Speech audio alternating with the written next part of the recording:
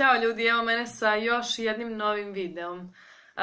Ova tema koju sam sad rešila da snimim mislim da je bitna onako za sve koji prolaze sad kroz teške trenutke u životu i koja je bitna za buđenje svih vas koji ste tek na neki način počeli da se budite i koji ste došli eto i do ovog videa.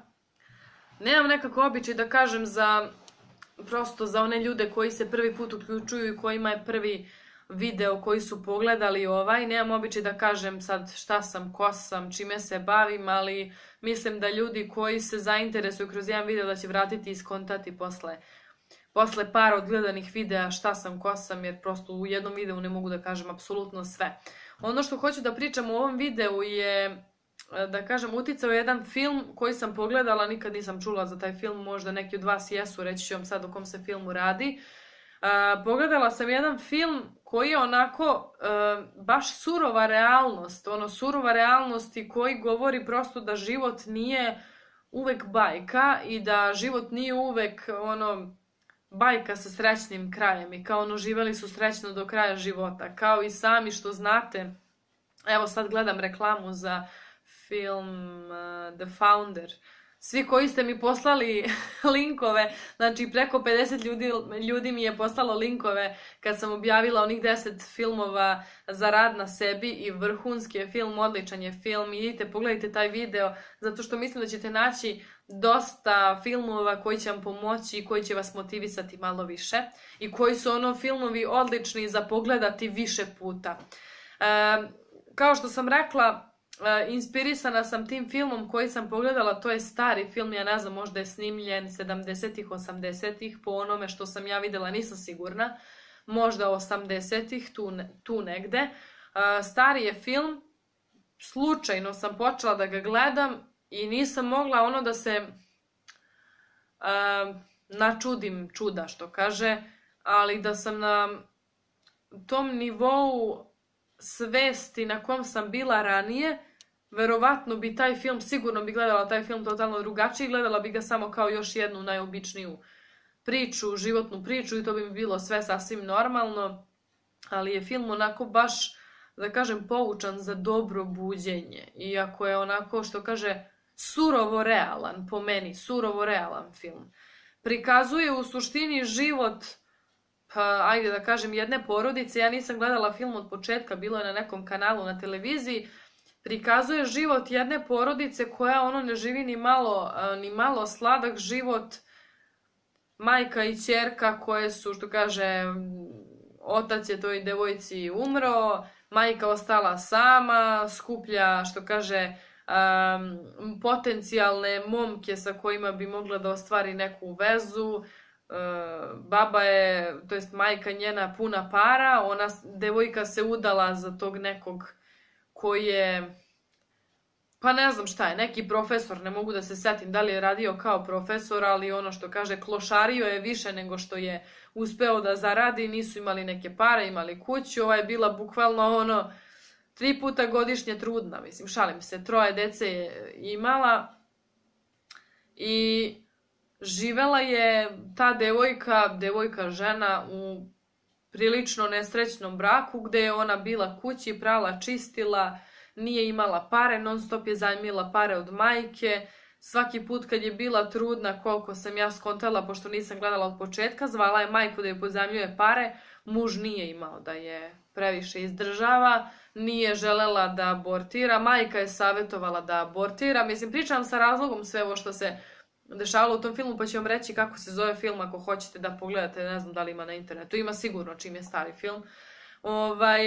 I bukvalno ceo film je slika mog, na primer, ili vašeg života, ne slika mog života u smislu sad kao bukvalno sve slika našeg života, nego prosto kad se okrenete nekoj negativnosti, ništa dobro ne možete da očekujete da će se desi. Ako se vaši dani završavaju sa sumnjama, sa nezadovoljstvom, sa brigom, sa mržnjom, sa svađama, samo ovo što je bio ishod celog filma možete i da očekujete na neki način. I onako film ima tužan kraj, ali realan kraj Jer ako pogledate sa te tačke gledišta da nešto naučite iz tog filma, možete da vidite da ako vam se dešavaju takve situacije kao u tom filmu, da morate nešto da menjate podhitno, inače ćete verovatno imati vrlo sličan kraj kao taj film.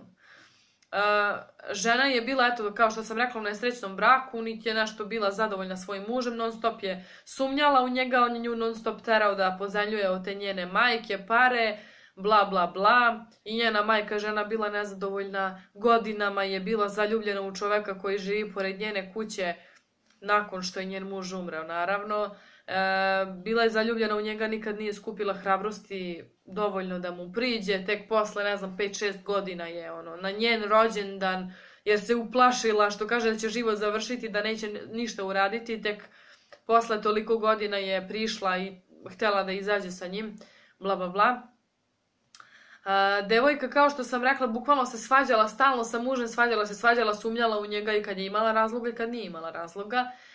On nije vreme nikad provodio kući. Sumnjala u njega, sumnjala, nisu imali pare, stalno su kukali kako nemaju pare, onda je otišla u radnju sa svojom decom, kupila je ne znam nešto i bukvalno za par dolara, za 2-3 dolara je imala manje novca. Desilo se da je čovek koji je bio iza nje ponudio se da plati tu razliku koja je njoj falila. Doduše tu je bila cela frka i bruka i prodavačica je prozivala i svašta je tu bilo samo zato što je falilo 2 dolara. Ovaj jedan se ponudio da joj plati, a ona je automatski videla u njemu priliku da prevari svog muža. I njena deca su to primetila, znači stariji sin pogotovo je to primetio. I kada je to primetio, pokušao je da vuče svoju majku, da ne uradi tako nešto, bez obzira što je taj čovek isto bio oženjen, ona je svog muža prevarila. I pre nego što je on prevario nju, znači ona je njega prevarila, a ona je stalno njega krivila kako on nju verovatno vara, bla bla bla. Nakon toga, ona svog muža uhvati kako bukvalno kreće da je prevari. Kako kreće da je prevari i optužuje ga najgore moguće, bez obzira što ona zna da je ona njega prevarila, kreće ludnica. Svađe, frke, uzima decu, odlazi kod majke. Nakon toga njen muž odlučuje da se seli u drugu državu, kao oni su se pomirili, idu zajedno, na kraju ispadne da se on preseli u drugu državu zbog iste te devojke sa kojom je hteo ovu da prevari, a sad je skroz prevario i preselili su se samo zato što je ona otišla na drugo mesto. To je bukvalno bila frka za frkom. U celom filmu je frka za frkom. Negativa za negativom. Reakcija dece u tom filmu je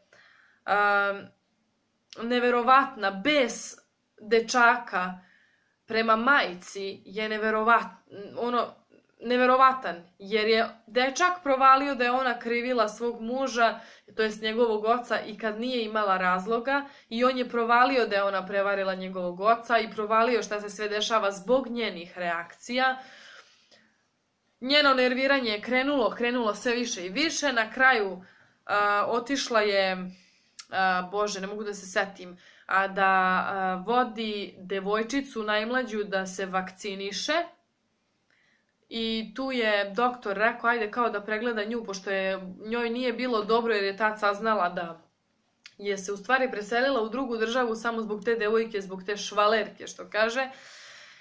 Doktor je pregledao i shvatio je da ona ima rak.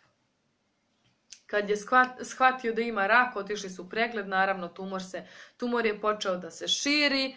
Svi su se ponudili kao ajmo idemo da ideš da luduješ, sad ideš sa mnom, sestra njena, ideš sa mnom sa drugaricama, tamo vamo. Svi su još više počeli da je sažaljevaju zato što ima tumor, zato što ima rak. Počeli su da je sažaljevaju, nakon toga ona se više nije osjećala dobro, završila u bolnici. Krenulo je, što kaže, opraštanje od svih. Svi očekuju, sad će ona da se izleči, naravno nije se izlečila. Devojka je umrla i završila je svoje. Sam kraj filma je takav. Znači ona umire, njena je sahrana i kraj priče. Zašto mislim da je dobro pogledati ovaj film i zašto sam ispričala i zašto sam posvetila bukvalno ceo video ovom filmu? Jer ljudi, znaci koje dobijate svakodnevno nisu tu bez veze. Ako vi niste zadovoljni u vašem braku, ako se sve ne dešava onako kako vi hoćete, ako u vašem životu ne prednjači ona dobra strana, morate nešto da menjate pod hitno. Ta žena, ako je bila nezadovoljna pored svog muža, bez obzira što je u lošoj finansijskoj situaciji, bez obzira što ima decu, istina, ona je mogla da menja sve. Ona je mogla da preduzme, da kažem, odgovornost i da počne da menja sve. Da napusti tog čoveka i da bude sa nekim koji se dopada više. Ona je to mogla da uradi, ona to nije uradila. Ona je njena nezadovoljstva prenela na sve aspekte svog života. Maltretirala je decu, vikala je na decu, tukla ih, urlala je, katastrofa. Znači, bukvalno, kad budete pogledali taj film i kad budete vidjeli njeno ponašanje, nemojte misliti da je to preuveličavanje određenih događaja. Verujte da ima mnogo gorih ljudi koji se ponašaju mnogo gore. Ja imam ljude koji su blizu mene, žive blizu mene, koji su zbog svojih frustracija svoju decu ostavljali napolju i zaključavali ih da sam ih ja čula kući kako kukaju i plaču, znači deca koje su možda prvi, drugi razred osnovne škole, da ih roditelji puste unutra po najvećoj zimi. Po najvećoj zimi. I ljudi su prijavljivali sve to i prijavljivali su i bilo je priče da će im oduzeti decu, zato što je to bukvalno maltretiranje. Maltretiranje dece zbog sopstvenih frustracija. Ništa niko nije uradio, ništa niko nije preduzeo. Prosto vi nemate prava nad tuđom decom. Znači ima mnogo gorih situacija nego što je prikazano u tom filmu. I zbog sopstvenih frustracija i zbog vašeg nezadovoljstva u braku, zbog vašeg nezadovoljstva sa finansijskom situacijom dovodite do toga da vas deca mrze na kraju. Da njen sin na kraju, kada se ona opraštala sa njim, nije želeo da joj kaže da je voli zato što je nije podnosio. Nije je podnosio. Nakupio je toliko besa. Deca su joj bežala od kuće. Bukvalno su joj deca bežala od kuće. Sedeli su i čekali su je ispred crkve kada čekaju da idu u prodavnicu jer ih je bilo sramota. Jer se iz njihove kuće čuje galama, jer se čuje vika, tuča i sve i svašta. Bilo ih je sramota. Bukvalno ih je bilo sramota. Znači, ne možete da... Po meni je ovo savršeno realan film i mislim da je dobro da ga pogledate. Možda je čak i po istinitom događaju, nemam pojma. Kažem vam, nisam gledala film od početka. Film se zove Vreme nežnosti. Vreme nežnosti. Ono što kaže, kad čujete kako se zove film, mislite da je neka romantična priča, ali uopšte nije ni malo romantično. Prosto to je život onakav kakav je realan i to je ono što će, to je nešto što će se desiti, što kaže svima, slično, mislim slično. Ono, najgore moguće što može da vam se desi je da okončate svoj život na ovaj ili na onaj način. Mislim, najgora stvar koja može da vam se desi. Najgora stvar koja može da vam se desi. Da ukončate svoj život i da shvatite što kaže da ništa niste uradili od njega i da ste ga gubili na nerviranje. Da ste ga gubili na, eto, neke gluposti.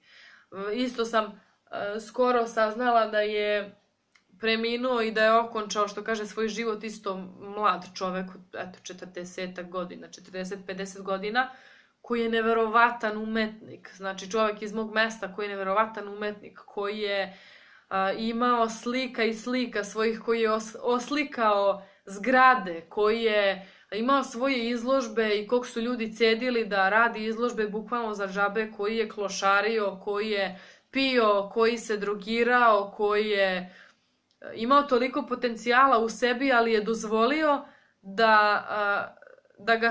da ga savlada sve ono loše u životu. Dozvolio je isto kao ova žena da više bes preovlada, da nezadovoljstvo preovlada i završio svoj život, nikad svoje snove nije ostvario. A ja sam ubeđena da bi bio ono svetski poznat slikar, što kaže, koji nikad nije uzeo četkicu u ruke, nego je sve oslikavao prstima. Koji je bukvalno bio poznat po oslikavanju zgrada. Po oslikavanju prostorija.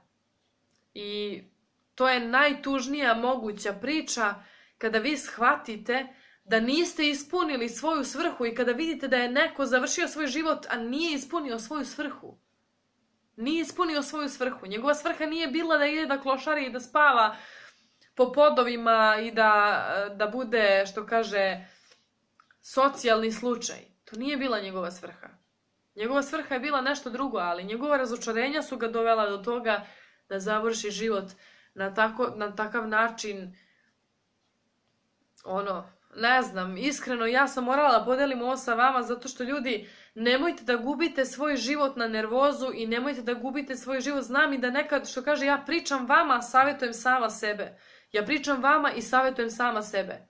Zato mi je i dobro da snimam, što kaže, ova videa, jer ja sama sebe lečim kroz ovo. Ali, ljudi, nemojte da gubite svoje vreme na nervozu. Nemojte gubiti vaše vreme na bespotrebno nerviranje. Verujte da, što kaže, ako niste odlučili da nešto promenite, to je kao da ste odlučili da ne promenite ništa. Ne odlučiti je isto kao odlučiti da ne promenite apsolutno ništa.